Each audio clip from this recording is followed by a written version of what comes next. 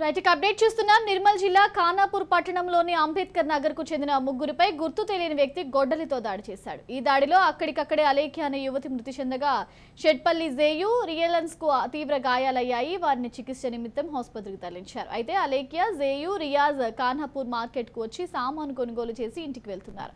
అదే సమయంలో శివాజీనగర్ శివార్లో గుర్తు తెలియని వ్యక్తి గొడ్డలితో దాడి చేయడంతో ఈ దారుణం జరిగింది. దీనిపై సమాచారం అందుకున్న పోలీసులు కేసు నమోదు చేసి దర్యాప్తు చేస్తున్నారు.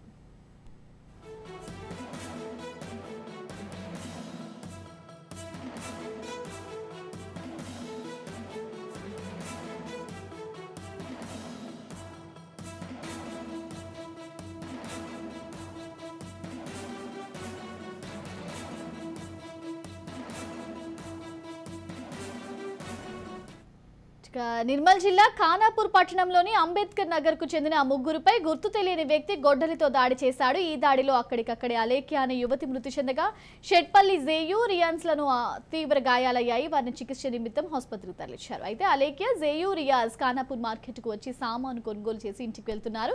ఇక అదే సమయంలో శివాజీనగర్ శివార్లో గుర్తు తెలియని వ్యక్తి గొడ్డలితో దాడి చేయడంతో ఈ దారుణం చోటు చేసుకుంది. దీనిపై సమాచారం అందుకున్న పోలీసులు కేసు నమోదు చేసుకుని దర్యాప్తు చేస్తున్నారు.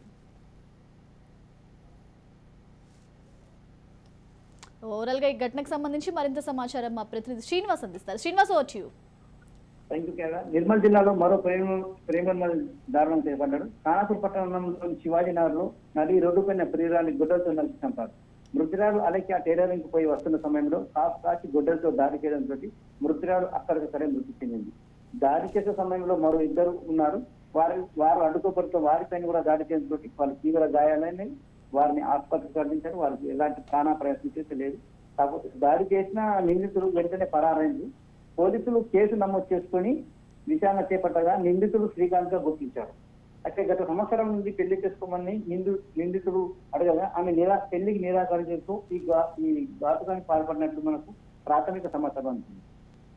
Right, thank you Srinivas.